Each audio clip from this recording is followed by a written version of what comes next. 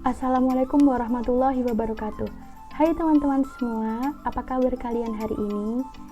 Jadi pada kesempatan kali ini saya akan menyampaikan materi mengenai pendidikan inklusif beserta mind map yang telah saya buat pada pertemuan sebelumnya.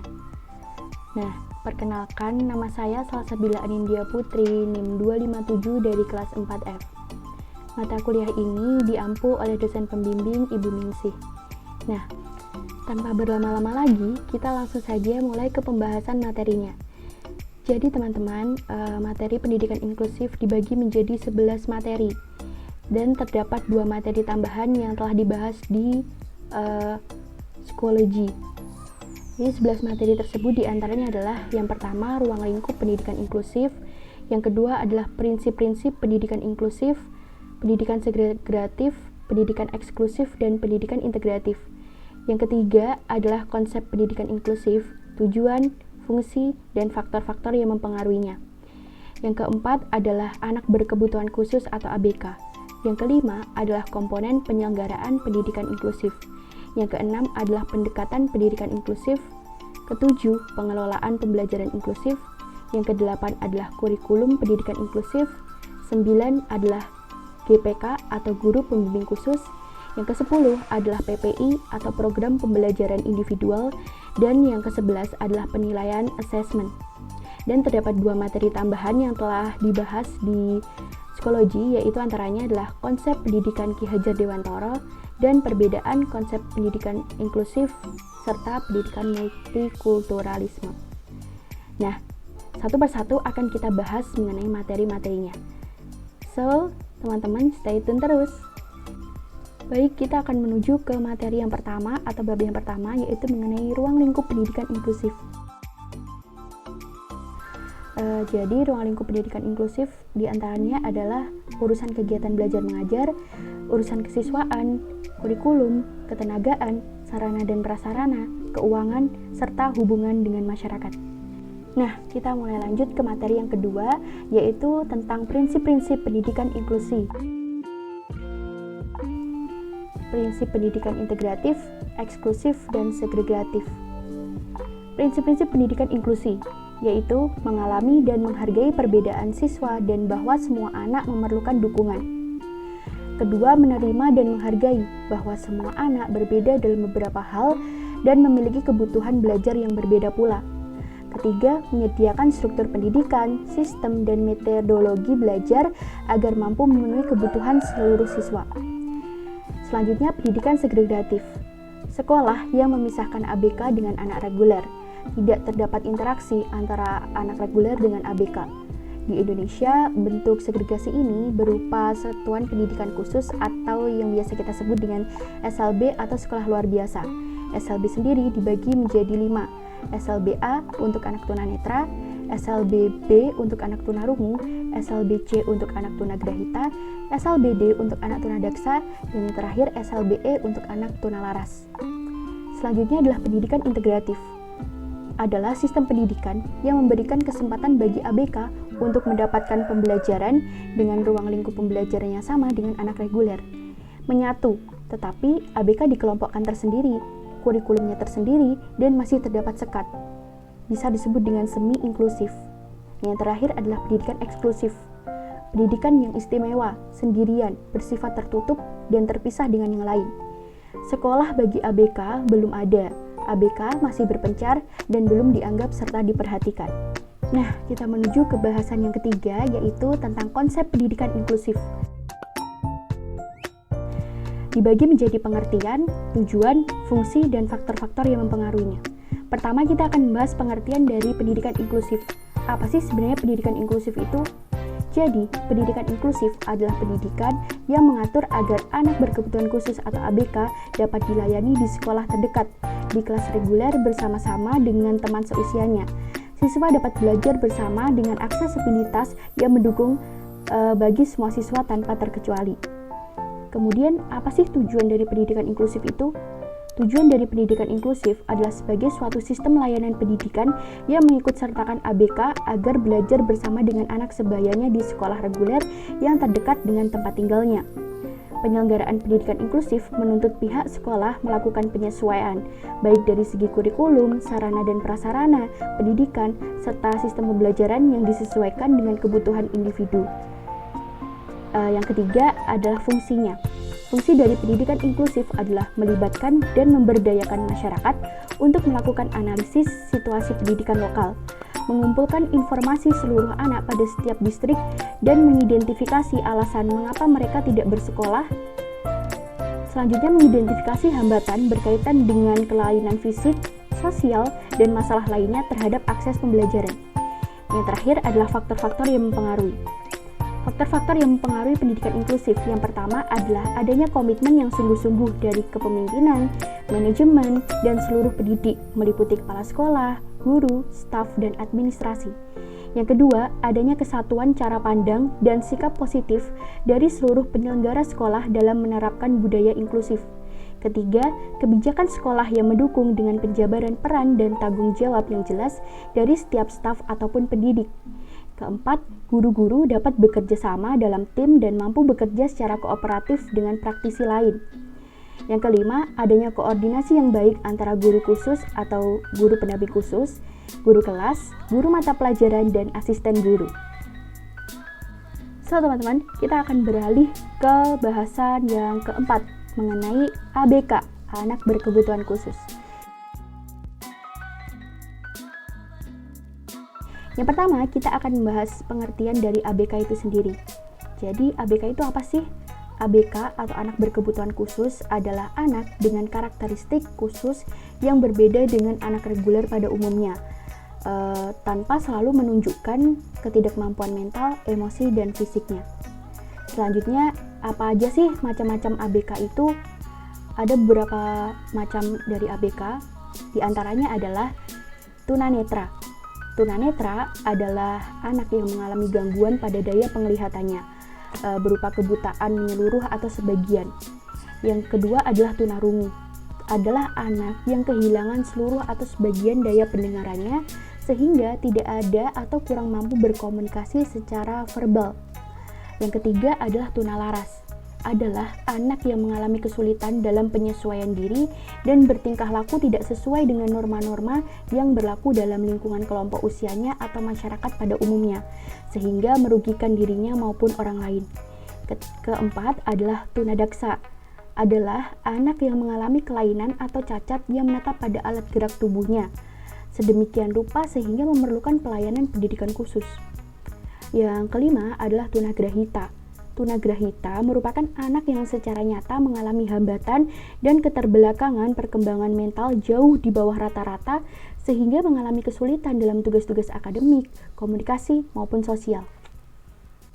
Yang keenam adalah autisme.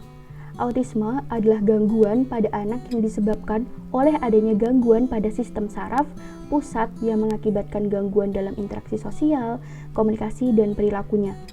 Yang ketujuh adalah gifted.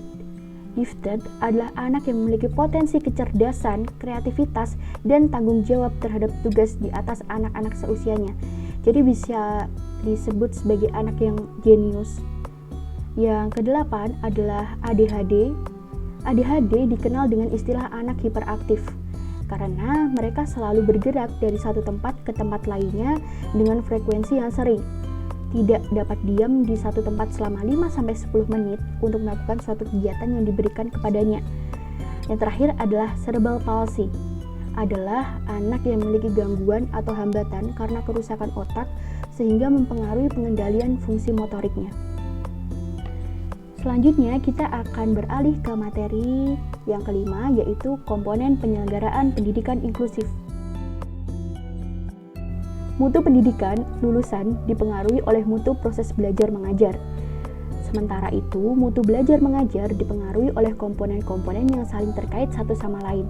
Komponen-komponen tersebut ialah input siswa, kurikulum, tenaga kependidikan, sarana dan prasarana, kemudian dana, manajemen, lingkungan berupa sekolah, masyarakat, dan keluarga.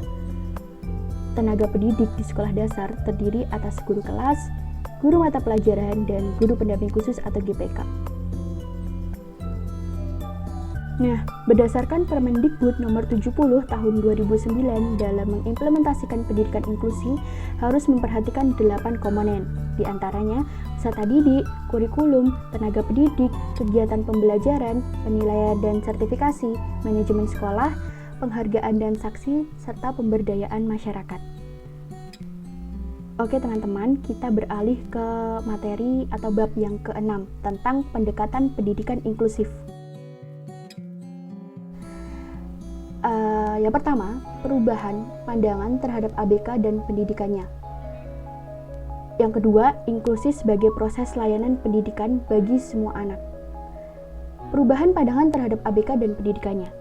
Perubahan pemikiran tentang anak penyandang ketunaan dari pandangan medis ke pandangan humanistik. Pandangan medis melahirkan konsep pendidikan luar biasa, sementara pandangan humanistik melahirkan konsep pendidikan kebutuhan khusus. Yang kedua, inklusi sebagai proses layanan pendidikan bagi semua anak. Paham humanisme memberi pengaruh terhadap perubahan pandangan masyarakat dunia terhadap anak dan pendidikannya, termasuk anak penyandang ketunaan. Perubahan pandangan terhadap ABK dan pendidikannya dibagi menjadi dua konsep. Yang pertama adalah konsep pendidikan luar biasa, yang kedua, anak berkebutuhan khusus dan pendidikan kebutuhan khusus. Konsep pendidikan luar biasa mengkategorikan anak penyandang ketunaan menurut label ketunaannya seperti tunanetra, tunadaksa, tunagrahita, tunalaras, dan sebagainya. Kedua, anak berkebutuhan khusus dan pendidikan kebutuhan khusus. Layanan pendidikan didasarkan pada hambatan belajar dan kebutuhan setiap individu anak. Nah, oleh karena itu, layanan pendidikan bagi anak penyandang ketunaan tidak harus di sekolah khusus, tetapi dapat dilayani di sekolah reguler yang terdekat. Yang kedua, tentang inklusi sebagai proses layanan pendidikan bagi semua anak. Meliputi, yang pertama, konsep pendidikan inklusif. Pendidikan inklusif harus dipandang sebagai sebuah proses dalam melayani dan merespon kebutuhan seluruh peserta didik yang beragam melalui peningkatan partisipasi di dalam pembelajaran dan mengurangi pengabaian di dalam pendidikan. Kedua, karakter sekolah yang bersifat inklusif, yaitu sekolah yang ramah dan terbuka, tidak diskriminatif, mengakui dan menghargai keragaman anak, lingkungan dan fasilitas yang aksesibel, guru bekerja dalam tim, dan keterlibatan orang tua. Yang ketiga, tentang sistem pendukung pendidikan inklusif. Sistem pendukung disebut juga dengan pusat sumber atau resource center yang bertugas menyediakan guru pendidikan kebutuhan khusus yang profesional yang disebut guru kunjung, menyelenggarakan pelatihan-pelatihan bagi guru sekolah reguler, orang tua, serta melakukan intervensi kepada ABK tentang keterampilan yang sangat diperlukan yang tidak diperoleh di sekolah reguler lainnya. Nah, selanjutnya kita akan beralih ke bab ke-7, yaitu pengelolaan pembelajaran inklusif.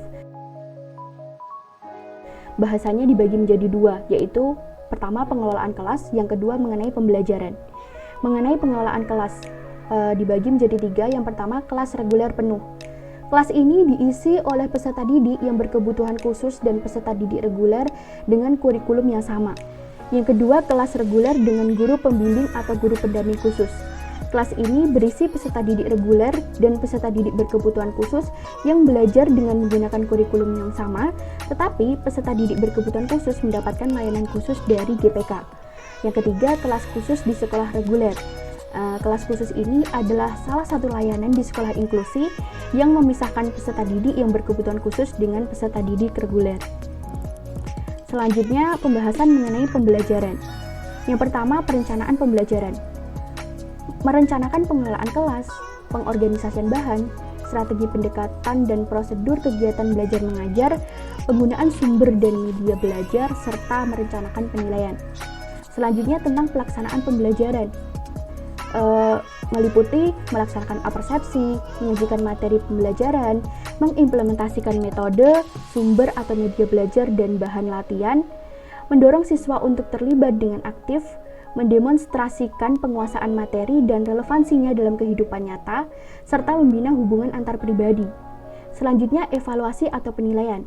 Meliputi tahapan perencanaan, pengumpulan informasi serta bukti pencapaian hasil belajar, pelaporan dan penggunaan informasi hasil belajar para peserta didik. Yang terakhir mengenai prinsip pembelajaran, meliputi motivasi, latar atau konteks, keterarahan, hubungan sosial, belajar sambil bekerja, individualisasi, menemukan, dan pemecahan masalah. Beralih ke bab 8 yaitu mengenai kurikulum pendidikan inklusif. Kurikulum pendidikan inklusif yaitu menggunakan kurikulum adaptif. Di antaranya ABK dengan kecerdasan rata-rata dapat menggunakan kurikulum reguler. Kedua, ABK dengan kecerdasan di atas rata-rata dapat diikut sertakan dalam program akselerasi. Ketiga, ABK dengan kecerdasan di bawah rata-rata dapat menggunakan atau mengadaptasi kurikulum reguler sesuai dengan karakteristik ABK. Yang keempat, jenis ABK tertentu memerlukan program kurikulum plus, yaitu program kurikulum tambahan yang bersifat rehabilitasi atau kompensatif. Nah, kurikulum ini dapat diadaptasikan menggunakan model-model sebagai berikut. Yang pertama adalah model duplikasi. Model duplikasi mengembangkan dan atau memberlakukan kurikulum untuk ABK sama atau serupa dengan kurikulum yang digunakan untuk siswa reguler. Yang kedua adalah dengan model modifikasi. Kurikulum umum yang diberlakukan bagi siswa reguler diubah untuk disesuaikan dengan kondisi, kebutuhan, dan kemampuan siswa ABK. Ketiga, model substitusi. Dengan mengganti sesuatu yang ada dalam kurikulum umum dengan sesuatu yang lainnya. Penggantian dilakukan karena hal tersebut tidak mungkin dilakukan oleh ABK, tetapi masih bisa diganti dengan hal yang sebobot. Yang terakhir adalah model omisi, yaitu dengan menghilangkan sesuatu, baik sebagian atau keseluruhan dari kurikulum umum, karena hal tersebut tidak mungkin diberikan kepada siswa ABK. Nah, teman-teman, bagaimana? Sudah bosan atau sudah paham? Semoga sudah paham ya. Nah, sekarang kita akan berlanjut ke materi yang ke-9, yakni guru pembimbing khusus atau GPK. Pengertiannya terlebih dahulu. GPK atau guru pembimbing khusus adalah guru yang memiliki kualifikasi atau latar belakang pendidikan luar biasa yang bertugas menjembatani kesulitan ABK dan guru kelas atau guru mapel dalam proses pembelajaran serta melakukan tugas khusus berkaitan dengan kebutuhan ABK yang tidak dilakukan oleh guru pada umumnya. Kedua, mengenai peran dari GPK. Yang pertama, mengembangkan dan memelihara kesepadanan optimal ABK dengan anak lain. Dua, menjaga agar kehadiran ABK tidak mengganggu pelaksanaan program pendidikan sekolah umum. Ketiga, mengembangkan dan meningkatkan program pendidikan inklusi. Yang keempat, mengusahakan keserasian suasana pendidikan di tengah-tengah keluarga ABK. Nah, mengenai tugas dari GPK atau guru pembimbing khusus diantaranya adalah sebagai berikut. Menyelenggarakan asesmen, menyelenggarakan kurikulum plus, menyelenggarakan layanan pembelajaran khusus, menyelenggarakan kunjungan rumah, menyelenggarakan adaptasi media, mengelola alat bantu khusus, menyelenggarakan pengembangan program, dan yang terakhir menyelenggarakan administrasi khusus. Nah, pembahasan selanjutnya adalah mengenai bab 10 atau program pembelajaran PPI. Pertama, kita akan bahas tentang pengertiannya. PPI itu sebenarnya apa sih? PPI atau program pembelajaran individual adalah suatu program pendidikan dalam bentuk pernyataan tertulis untuk setiap siswa ABK yang dikembangkan berdasarkan hasil pertemuan antara tim pengembang PPI. Nah, yang kedua kita akan membahas isi dari PPI itu sendiri, yaitu berisi pernyataan tentang taraf kinerja anak saat ini, pernyataan tentang tujuan umum dan tujuan khusus pembelajaran untuk jangka waktu tertentu, kemudian pernyataan tentang bentuk layanan khusus yang tersedia bagi setiap ABK dan perluasan untuk mengikuti program reguler. Yang selanjutnya adalah proyeksi waktu yang digunakan untuk memulai kegiatan dan antisipasi waktu pelayanan. Yang terakhir berisi tentang kriteria pencapaian tujuan pembelajaran dan prosedur evaluasi. Nah, selanjutnya kita akan bahas tentang kegunaan dari PPI, yaitu menjamin bahwa siswa dengan kebutuhan khusus memiliki suatu program yang diindividualkan untuk mempertemukan kebutuhan untuknya dan mengkomunikasikan secara tertulis kepada individu-individu yang berkepentingan. Selanjutnya kita akan membahas mengenai langkah-langkah pengembangan PPI. Yang pertama, membentuk tim. Kedua, membentuk asesmen kekuatan, kelemahan, dan minat anak. Yang ketiga, membentuk tujuan umum, jangka panjang, dan tujuan khusus jangka pendek pembelajaran. Yang keempat adalah membentuk prosedur dan metode pembelajaran, dan yang terakhir, membentuk metode evaluasi kemampuan anak. Tim PPI terdiri dari GPK, guru kelas, diagnostisian, kepala sekolah, orang tua, siswa yang bersangkutan apabila memungkinkan, spesialis lain yaitu konselor, guru musik, guru seni, guru agama maupun guru olahraga. Nah, memasuki materi yang hampir terakhir, materi pokok yang terakhir yaitu bab 10 penilaian assessment. Pertama kita akan mengetahui pengertian dari penilaian atau assessment itu sendiri. Adalah proses pengumpulan informasi yang digunakan untuk mengambil keputusan terkait kebijakan pendidikan, mutu program pendidikan, mutu kurikulum, mutu pengajaran, atau sejauh mana pengetahuan yang telah diperoleh seseorang siswa tentang bahan ajar yang telah diajarkan kepadanya. Kemudian macam-macam assessment menurut fungsinya. Assessment untuk pembelajaran, assessment sebagai pembelajaran, dan assessment pembelajaran. Selanjutnya kita akan membahas mengenai assessment formatif dan assessment sumatif. Penilaian formatif atau assessment formatif adalah penilaian yang sedang berlangsung selama pembelajaran, yang meninjau dan mengamati proses pembelajaran, digunakan untuk memperbaiki metode pembelajaran, dan memberikan umpan balik pada siswa. Selanjutnya penilaian sumatif atau assessment sumatif adalah penilaian yang dilaksanakan guru untuk membuat simpulan mengenai sejauh mana siswa telah menguasai sasaran-sasaran pengajaran sesuai kurikulum yang berlaku. Digunakan untuk mengevaluasi keefektifan suatu program pengajaran pada akhir semester maupun pada akhir tahun akademik. Selanjutnya ada tambahan mengenai asesmen ABK. Asesmen ABK adalah aktivitas khusus untuk mengetahui gambaran umum dari gangguan maupun masalah pada seseorang, kemudian mendiagnosa gangguan tersebut. Tujuan dari asesmen ABK adalah mencari data dan informasi yang relevan yang dijadikan pedoman dan acuan sebelum mengambil keputusan untuk tahap menyusun program pembelajaran yang sesuai dengan kemampuan ABK. Oke, kita akan membahas mengenai materi tambahan yang telah dibahas sebelumnya di psikologi tentang konsep pendidikan Ki Hajar Dewantara. Jadi penjelasannya adalah sebagai berikut. Dalam pembelajaran menerapkan teori trikon, kontinu, konvergen, dan konsentris. Tujuan dari konsep pendidikan Ki Hajar Dewantara adalah memanusiakan manusia dalam rangka memerdekakan manusia dalam lingkungan perbudakan.